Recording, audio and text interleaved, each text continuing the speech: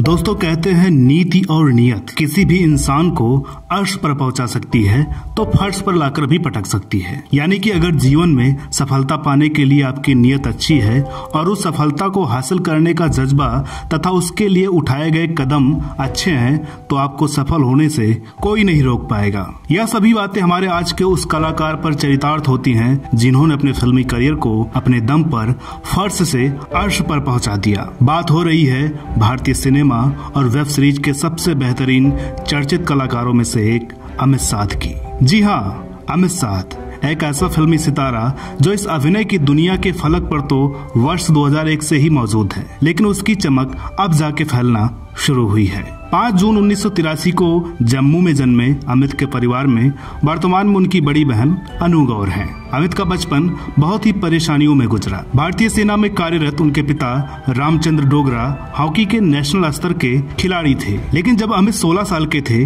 तभी उनका देहांत हो गया। उस वक्त अमित लखनऊ के लॉ माउंटेनर में कक्षा 11वीं में पढ़ाई कर रहे थे। पिता की मौत के बाद आर्थिक परेशानियों से जूझते हुए अमित को अपनी पढ़ाई छोड़ देनी पड़ी और ये रोजी रोटी के तलाश में दिल्ली चले आए। कई ऑनलाइन उपलब्ध जानकारी में यह बताया गया है कि अमित ने एक्टिंग में करियर बनाने के लिए अपना घर छोड़ा था, लेकिन ये सभी जानकारियां गलत हैं। अमित अपने घर छोड़ने की वजह का जिक्र ज्यादा तो नहीं करते, लेकिन एक इंटरव्यू में अमित ने खुद बताया था कि उनके पिता के जाने के बाद उनकी जिंदगी में कुछ ऐसा घटित हुआ जिसके कारण उन्हें अपना घर छोड़ना पड़ा। खुद अमित के शब्दों में, कोई इंसान अगर घर से भागता है तो बहुत तकलीफ में होता है, वो एक्टिंग करने के लिए घर से नहीं भागता। अमित ने उस वक्त एक्टिंग का सोचा भी नहीं था। वो फुटबॉल खेला करते थे और उनके पिताजी का सपना था कि अमित भी आर्मी ज्वाइन करें, लेकिन होता वही है जो नियति में नियत होता है और ये रास्ते खुद ब खुद खुलने लगते हैं। पिता की मृत्यु के बाद से ही अमित का संघर्ष प्रारंभ हो चुका था। 16 साल की उम्र में घर से भागकर दिल्ली आए अमित का लक्ष्य उस समय कुछ बनना नहीं, सिर्फ जिंदा बने रहना था। अमित का संघर्ष भी किसी फिल्मी कहानी से कम नहीं है। खुद अमित ने एक इंटरव्यू में बताया कि वह दूसरों के घर में नौकर का काम किया करते थे। वहाँ रहकर वह झाड़ू पोछा बर्तन साफ किया करते थे। चूंकि वह लखनऊ के बेहतरीन स्कूल में पढ़े थे, इस कारण उनकी इंग्लिश बहुत अच्छी थी और इतनी अच्छी थी कि जितना उनके मालिक के बच्चे भी नहीं बोल पाते थे। बस इसी के कारण उन्हें वहाँ काम से निकाल दिया गया। इसके बाद अमित ने दिल्ली में सिक्योरिटी गार्ड का काम किया। परेशानियां दिन पर दिन बढ़ती जा रही थीं और किन्हीं भी समस्या का समाधान नहीं निकल रहा था। रोज रोज के संघर्ष से तंग आकर अमित ने एक दिन उसी बिल्डिंग की छत से कूदकर आत्महत्या करने का प्रयास किया, जिसमें वह सिक्योरिटी गार्ड की नौकरी कर रहे थे। ऊपर वाले का शुक्र था कि उनके एक दोस्त ने ऐन मौके पर आकर उनकी जान बचा ली। संघर्ष के दिनों में अमित फुटपाथ पर सोए तो सेल्समैन का काम भी किया। एक और जहां इस संघर्ष ने अमित को मजबूत बनाना शुरू किया तो वहीं उनमें आक्रोश के बीज बोना भी शुरू कर दिया। इसके बाद अमित एक्टिंग और मॉडलिंग में करियर बनाने मुंबई आ गए और यहाँ फिल्म इंडस्ट्री में अपने संघर्ष की शुरुआत की। अमित मुंबई तो आ गए, लेकिन ना तो इन्हें एक्टिंग आती थी और ना ही इन्होंने ज्यादा फिल्में देखी थी। फिर भी वह इस समर में कूद चुके थे। शुरुआती रिजेक्शन के बाद अमित को अपना पहला ब्रेक टीवी धारावाहिक क्यों होता है प्यार में मिला, जो उस समय काफी पसंद भी किया गया, लेकिन अमित को उनकी खराब एक्टिंग के चलते 3 एपिसोड के बाद से ही निकाल दिया गया। इसके बाद अमित को दुर्गेश नंदिनी, कोहिनूर और मिस इंडिया जैसे टीवी सीरियल में काम करने का मौका मिला, लेकिन अपनी कमजोर एक्टिंग और गुस्सैल स्वभाव के कारण उन्हें उन कामों से भी हाथ धोना पड़ा। इसी दौरान Amit Nach Baliye, big boss season 1 और फियर फैक्टर खतरों के खिलाड़ी जैसे रियलिटी शो में भी नजर आए, लेकिन इन सब ने भी अमित के एक्टिंग करियर को कोई सहारा नहीं दिया। एक समय ऐसा भी आया जब अमित की एक्टिंग टीवी के लिए निखर कर अच्छी हो चुकी थी, तब भी उनके बेबाक स्वभाव के कारण टीवी इंडस्ट्री में उन्हें काम नहीं मिल रहा था। बेबाक स्वभाव और गलत को स्वीकार न करने की आदत के कारण टीवी इंडस्ट्री ने उन्हें बैन भी कर दिया। इन सब के चलते अमित ने फिल्मों की तरफ रुख करने का विचार किया, लेकिन फिल्मों में भी उन्हें कोई पूछने वाला नहीं था। लोग कहते, जो बंदा टीवी में नहीं चल पाया वो फिल्मों में क्या काम करेगा। 8 साल लंबे समय के बाद अमित का करियर पूरी तरह से तबाह हो चुका था। सभी तरफ से निराशा ही हाथ लग रही थी। ऐसे में कोई भी आसानी से टूट सकता है, लेकिन जुझारूपन तो अमित के स्वभाव में ही था। इसी कारण अब भी उन्होंने हार नहीं मानी। हमने ऊपर बात की नीति और नियत के बारे में। यहाँ अमित की नीयत तो अच्छी थी, लेकिन अब वक्त आ गया था अमित को अपनी नीति में भी बदलाव करने का। इसलिए अमित ने अब एक्टिंग सीखने का निर्णय लिया और एक्टिंग सीखने के लिए वो न्यूयॉर्क के Lee Strasberg theatre and film institute पहुंचे, जो हॉलीवुड के बेहतरीन एक्टिंग स्कूलों में से एक है, जहां से क्रिस एवंस, स्कारलेट जॉनसन और एंजेलिना जोली जैसे स्टार्स ने भी एक्टिंग सीखी है। वापस आकर अमित ने अपने करियर के दूसरी पारी का संघर्ष शुरू किया, लेकिन इंडस्ट्री में अब भी लोग उन्हें हतोत्साहित करने की कोशिश में लगे रहते। सभी उन्हें तरह तरह की सलाह देते थे। कुछ का कहना होता था कि एक्टिंग तो अच्छी है, लेकिन चेहरा हीरो के लायक नहीं है, तो कोई कहता था कि आपके चेहरे में वो बात नहीं जो दोबारा देखने का मन करे, फिल्मों में कोई क्यों देखेगा। लेकिन अमित अब काफी बदल चुके थे। उन्होंने अपना गुस्सा और अपना आक्रोश सिर्फ और सिर्फ एक्टिंग पर लगाना शुरू कर दिया। संघर्ष जारी रहा और अमित को उनकी पहली फिल्म मिली फूंक। इसमें उनका किरदार छोटा था और इससे अमित को कोई फायदा नहीं हुआ। संघर्ष का दौर जारी रहा और एक बार फिर अमित को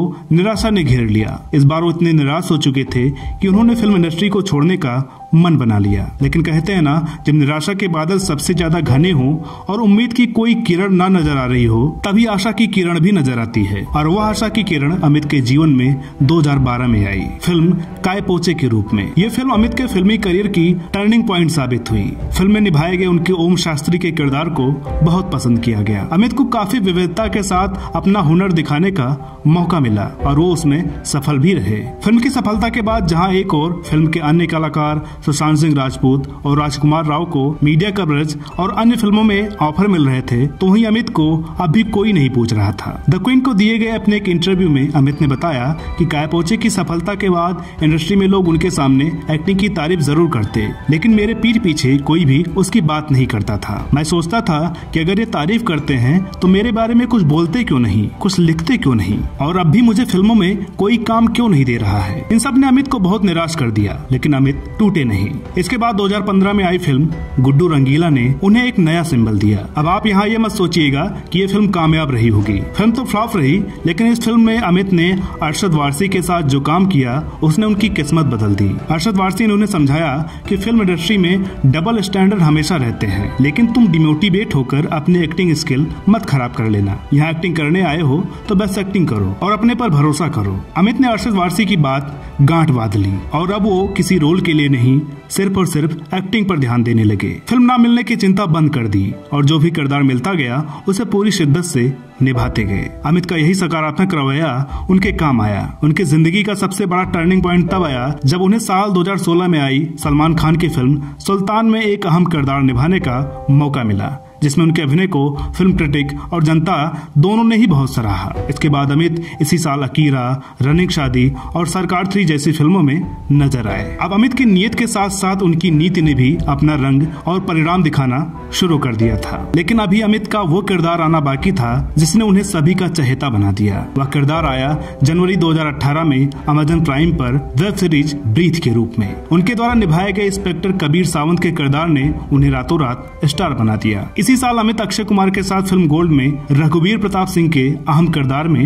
नजर आए, जो उनके ब्रीथ में निभाए गए किरदार से बिल्कुल अलग था, जो उनकी अभिनय की क्षमता का दूसरा पहलू दिखाता है। गोल्ड के बाद अमित ऋतिक रोशन की फिल्म सुपर 30 में भी एक छोटे से किरदार में नजर आते हैं, जो उनके काम के प्रति समर्पण को दर्शाता है। साल 2020 अमित के लिए उनकी सफलता और मेहनत के जश्न का वर्ष है। इसी वर्ष वह बारोट हाउस, ऑपरेशन परिंदे जैसी फिल्मों में मुख्य भूमिका में नजर आए। साथ ही साथ अमेजन पर ब्रीथ सीजन 2 में सभी के चहेते कबीर सावंत के किरदार में फिर से सबके सामने रूबरू हुए। अभी कल ही उनकी एक वेब सीरीज अवरोध रिलीज हुई है, जिसमें अमित एक आर्मी ऑफिसर की भूमिका में नजर आ रहे हैं। एक तरफ अमित अपने अभिनय क्षमता के आधार पर सफलता की सीढ़ियां चढ़ते जा रहे हैं, वहीं उनका स्वभाव भी उन्हें सबका चहेता बनाता जा रहा है। जहां वह एक जमाने में बहुत ही आक्रोश से भरे रहते थे, वहीं आज वो बहुत शांत और निश्चल हैं। उनकी खासियत है उनका बेबाक और ईमानदार होना। वह खुलकर अपनी बात रखते हैं और मेहनत पर विश्वास रखते हैं। अमित का यही अलहदा स्वभाव अब उनके चरित्र का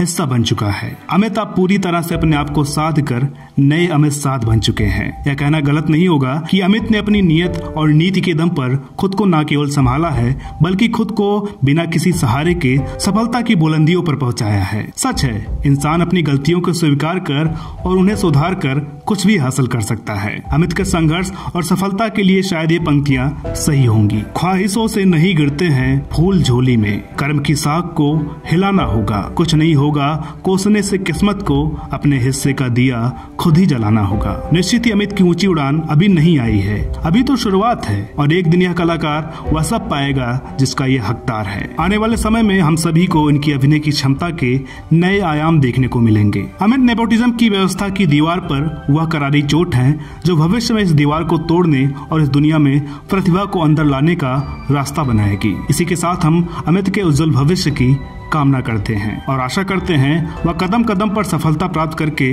लोगों के लिए एक आदर्श स्थापित करेंगे। तो दोस्तों, मिलते हैं अगले वीडियो में एक और नई कहानी के साथ। तब तक के लिए नमस्कार।